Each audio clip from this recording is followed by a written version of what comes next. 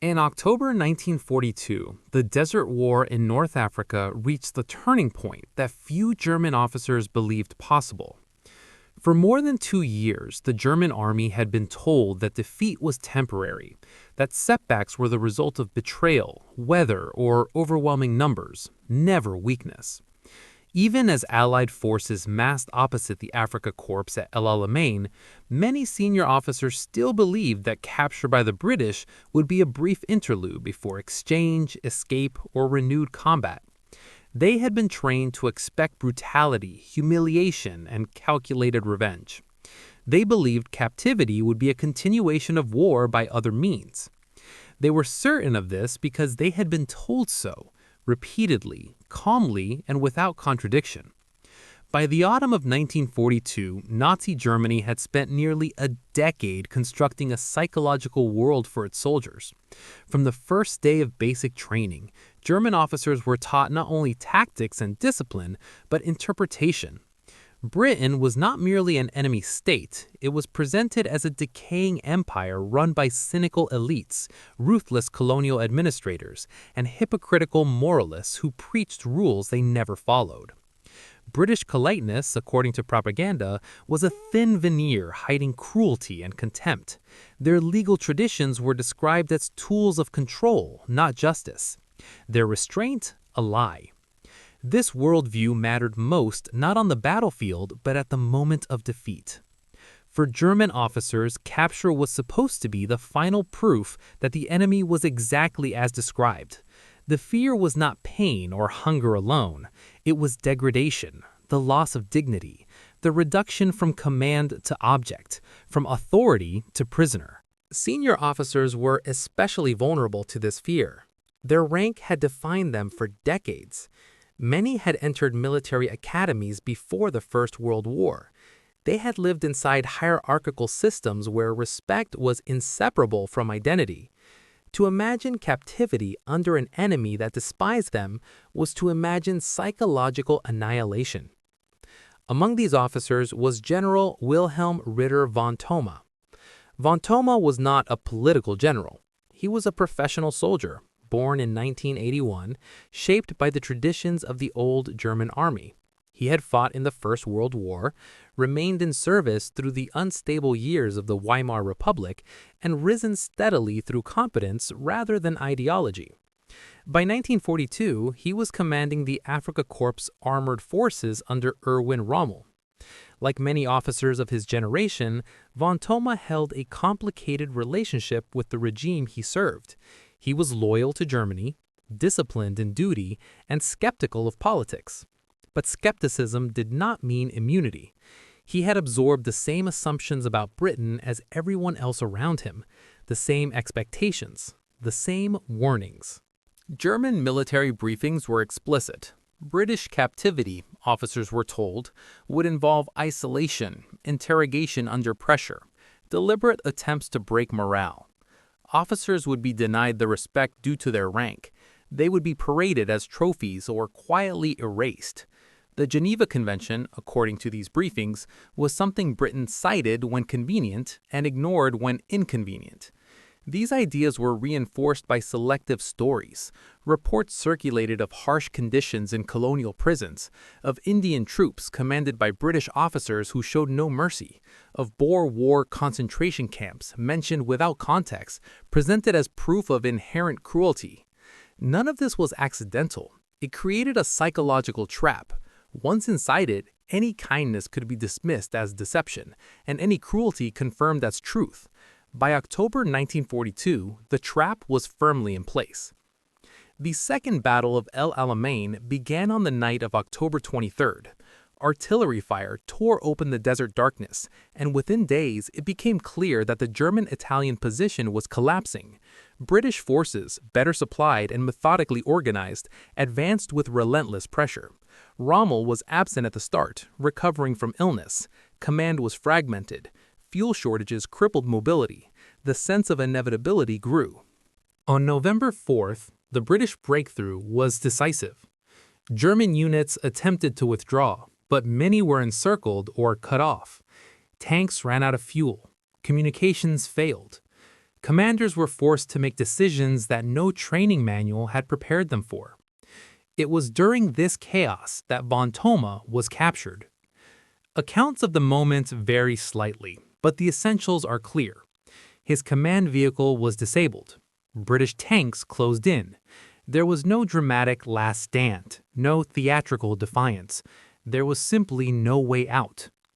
For a general who had spent his life issuing orders, the silence that followed was profound.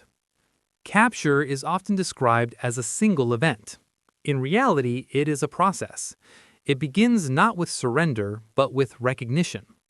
Recognition that the map no longer matters, that the radio is useless, that authority has evaporated.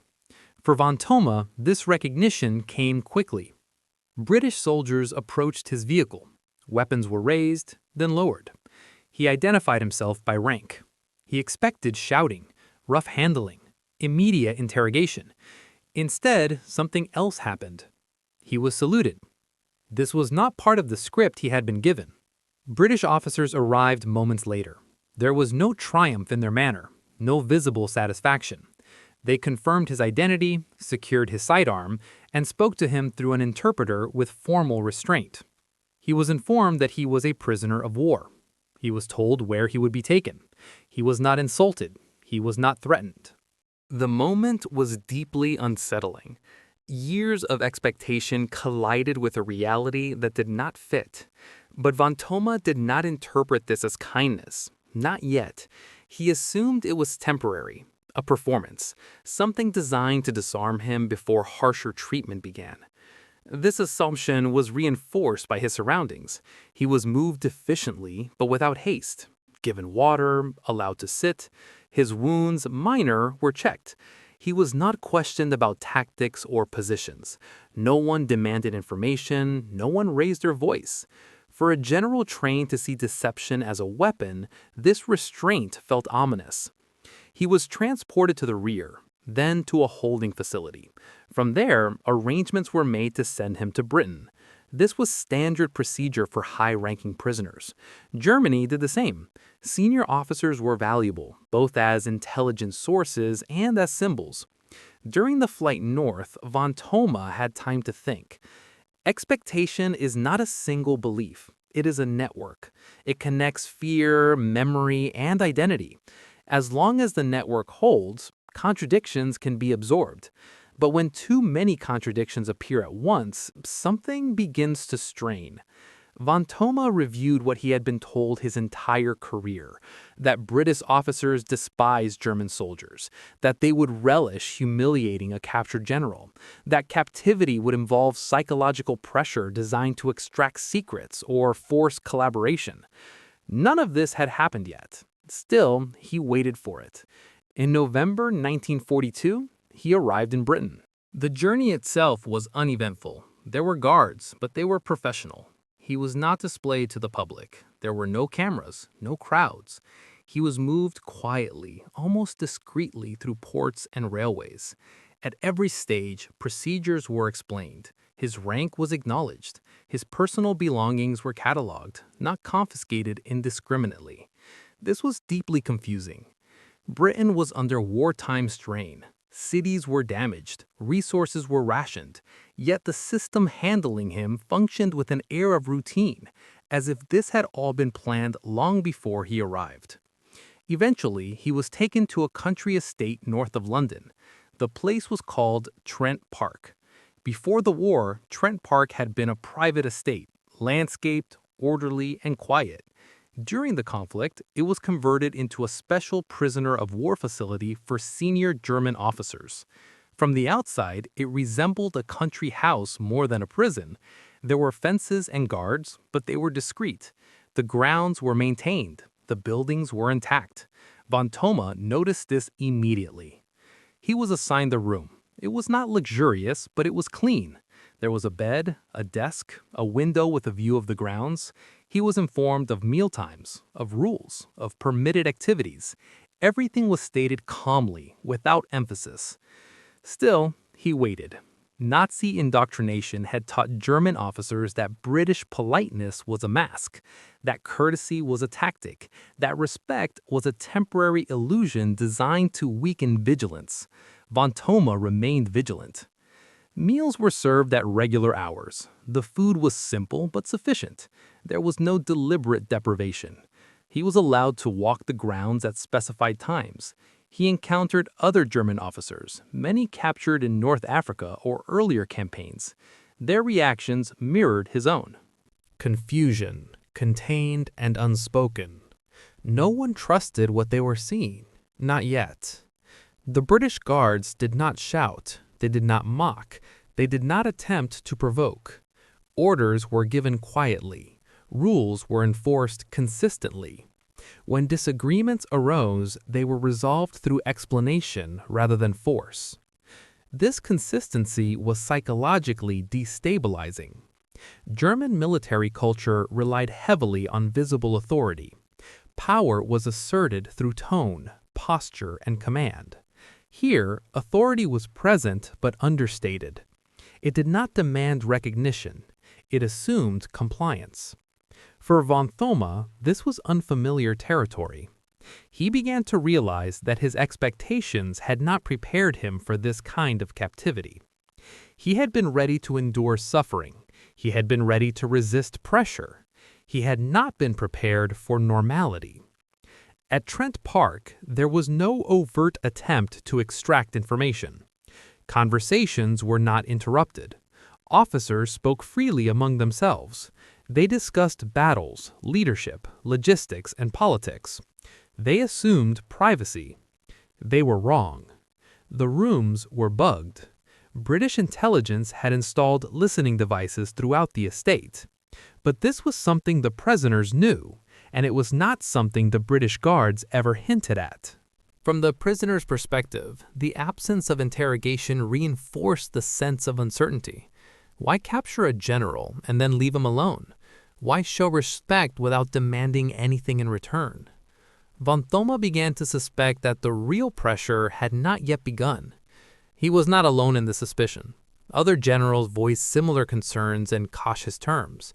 They warned each other not to speak too freely. They reminded themselves that British strategy was subtle, that patience was a weapon. But days passed, then weeks. Nothing changed. There were no surprise interrogations, no threats, no propaganda lectures, no attempts to turn them against Germany. British officers occasionally interacted with them, always formally, always politely. Rank was observed. Titles were used correctly. The psychological effect was cumulative. Von Thoma found himself thinking about Britain in ways he had never done before, not admiring it, not sympathizing with it, simply reassessing it. This was not the Britain he had been taught to expect. Yet he resisted drawing conclusions. A lifetime of training does not collapse quickly. Belief systems are resilient precisely because they interpret anomalies as exceptions. He told himself this was a special camp, that elsewhere conditions were harsher, that the British were treating generals well for strategic reasons, while ordinary soldiers suffered. That this respect was calculated, temporary, and ultimately insincere. Still, a question had formed. If Britain was truly the ruthless, decaying empire described in German propaganda, why go to such lengths to maintain dignity for captured enemies? This question lingered without answer.